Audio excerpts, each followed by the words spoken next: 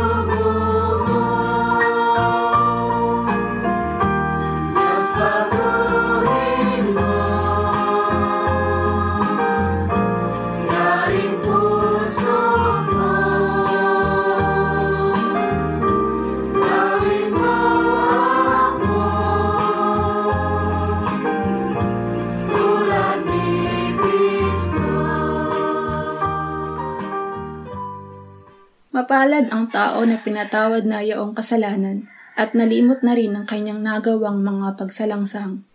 Mapalad ang taong sa harap ng Panginoon ay di na pinararatangan ng kasalanan, dahilan sa siya ay hindi nanlilinlang. Noong hindi ko pa naipahayag yaring kasalanan, sa buong maghapon ako'y nananangis sa matinding lumbay. Sa araw at gabi, bigat ng kamay mo ang nararamdaman. Ano pa't wala nang nalalabi akong lakas sa katawan. Hamog ang kaparis, dagling na tayo sa sikat ng araw. Ako ay lumapit sa iyong harapan at salay inamin. Ang aking nagawang mga pagsalansang di ko inilihim. Pinagpasyahan ko ang lahat ng ito sa iyo'y idain at aking natamo ang iyong patawad sa sala kong angkin.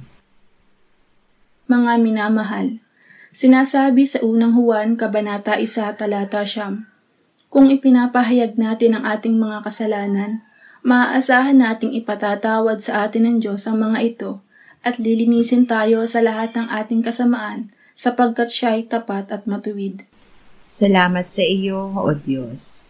Pinatunayan mo ang iyong pag-ibig sa amin nang si Kristo ay mamatay para sa amin noong kami mga makasalanan pa.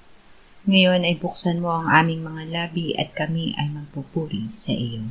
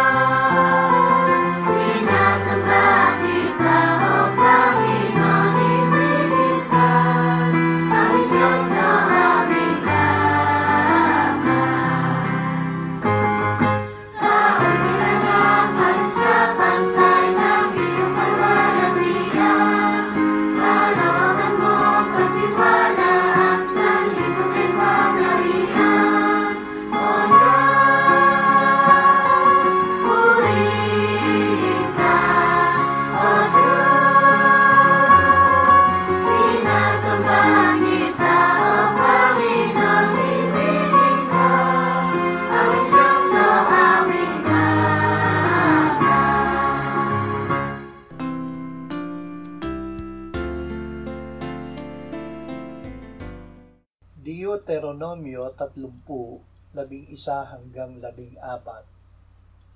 Sapagkat ang utos na ito na aking iniuutos sa iyo sa araw na ito ay hindi napakabigat para sa iyo ni malayo. Wala ito sa langit upang huwag mong sabihin, sinong aakyat sa langit para sa atin at magdadala niyon sa atin at magpaparinig sa atin upang ating marinig at magawa. Ni wala sa kabila ng dagat upang huwag mong sabihin, sino ang daraan sa dagat para sa atin at magdadala niyon sa atin at magpaparinig sa atin upang ating marinig at magawa. Kundi ang salita ay napakalapit sa iyo, ito ay nasa iyong bibig at nasa iyong puso, kaya't ito ay iyong magagawa. Upang ibigin ang Diyos. Ibinigay sa atin ng Diyos ang kanyang salita upang tayo ay makapagpasya na piliin ang buhay at kabutihan sa paraan ng pagsunod sa kanyang utos na ibigin siya at lumakad sa kanyang mga daan. Sinabi niya, aking inilagay sa harapan mo ang buhay at kamatayan, ang pagpapala at sumpa. Kaya't piliin mo at ng iyong binhi ang buhay upang ikaw ay mabuhay. Ibigin mo ang Panginoon mong Diyos, sundin ang kanyang tinig at manatili ka sa kanya, sapagkat ang kahulugan niyon sa iyo ay buhay at haba ng iyong mga araw. Awit 27:4-6. Isang bagay ang hiningi ko sa Panginoon na aking hahanapin, na ako'y makapanirahan sa bahay ng Panginoon sa lahat ng mga araw ng aking buhay, upang mamasdan ang kagandahan ng Panginoon at sumangguni sa kanyang templo. Sapagkat ako'y ikukubli niya sa kanyang kanlungan sa araw ng kaguluhan, sa ilalim ng kanyang tolda ako'y kanyang itatago, at itataas niya ako sa ibabaw ng isang malaking bato. At ngayon itataas ang aking ulo sa aking mga kaaway sa palibot ko, at ako'y maghahandog sa kanyang tolda ng mga alay na may sigaw ng pagsasaya. Ako'y aawit ng mga papuri sa Panginoon. Ang tanging hanapin. Ang nagpasyang umibig sa Diyos ay magugutom at mauuhaw sa Kanya at sa Kanyang salita. Hihingin niya na siya ay makapamuhay sa presensya ng Diyos. Ang pakikisama ng mga sumasampalataya kay Jesus ay sa Diyos Ama at sa Kanyang Anak. Sinabi ng Panginoong Hesus, kung ang isang tao ay nagmamahal sa akin, ay kanyang tutuparin ang aking salita, at siya ay mamahalin ng aking Ama, at kami lalapit sa kanya, at kami gagawa ng tahanang kasama siya. Roma 10:8-11. Ngunit ano ang sinasabi nito? Ang salita ay malapit sa iyo, nasa iyong bibig at sa iyong puso.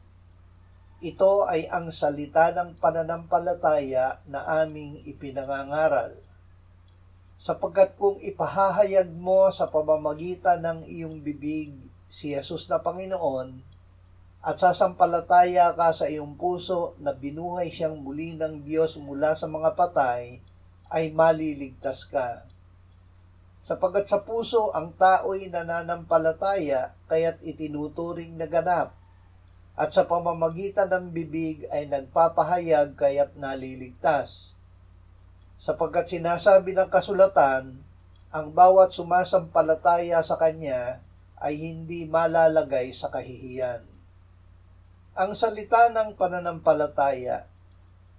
Ito ang salita ng pananampalataya, ang Ebanghelyo, na ipinangaral ng mga apostol. Si Kristo ay namatay para sa ating mga kasalanan ayon sa mga kasulatan, at siya'y inilibing at muling binuhay ng ikatlong araw ayon sa mga kasulatan.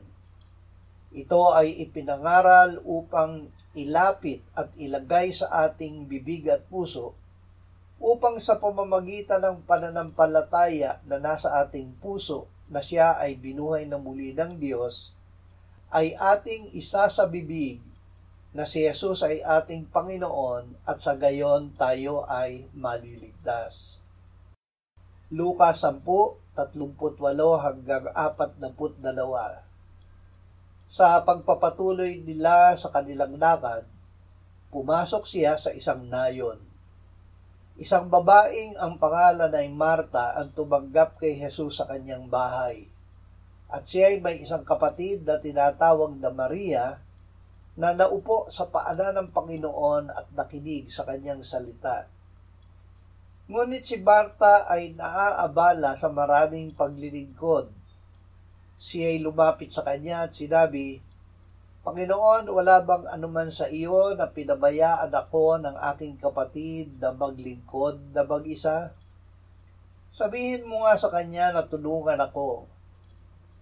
Subalit sumagot ang Panginoon at sinabi sa kanya, Marta, Marta, nag-aalala ka at nababagabag tungkol sa maraming bagay. Subalit isang bagay ang kailangan. Pinili ni Maria ang mabuting bahagi na hindi kukunin sa kanya. Makinig kay Jesus. Ang mabuting bahagi ng paglilingkod sa Diyos ay ang pag-upo sa paanan ng Panginoong Jesus at pakikinig ng kanyang salita. Ito ang mabuting bahagi dahil ito ang paraan ng pagkakaroon ng pananampalataya sa Diyos. Kung walang pananampalataya ay hindi maaaring kalugdan ng Diyos kahit na tayo ay nagpapakaabala sa pisikal na gawain ng paglilingkod. Sa pagbabasa at pag-aaral ng Biblia, unang lumapit kay Jesus upang ang salita niya ang mapakinggan. Sabihin sa kanya, magsalita ka, Panginoon, at ako ay makikinig. Ang isang bagay na kailangan. Sinabi ng Panginoong Hesus, Ako ang daan, ang katotohanan at ang buhay. Walang sino man ang makalalapit sa Ama kundi sa pamamagitan ko. Tanging si Jesus ang ating kailangan upang tayo ay makalapit sa Ama. Siya ang salita ng Diyos na nagkatawang tao at nakipabayan sa atin. Ang ating layunin na maupo sa paanan ni Jesus at makinig sa Kanya ay hindi ipagkakait sa atin dahil si Jesus ay binigay ng Diyos upang tayo ay sumampalataya sa Kanya at magkaroon ng buhay na walang hanggan. Tayo rin ay ibinigay ng Ama kay Jesus. Sinabi niya, ang lahat ng ibinibigay sa akin ng Ama ay lalapit sa akin at ang lumalapit sa akin kailanman ay hindi ko itataboy.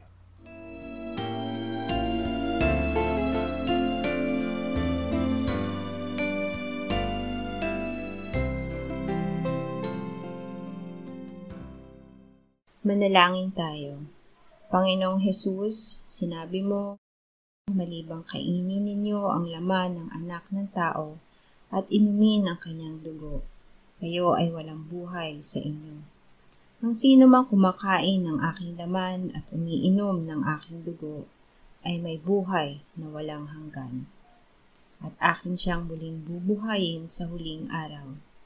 Sapagkat ang aking laman ay tunay na pagkain at ang aking dugo ay tunay na inumin.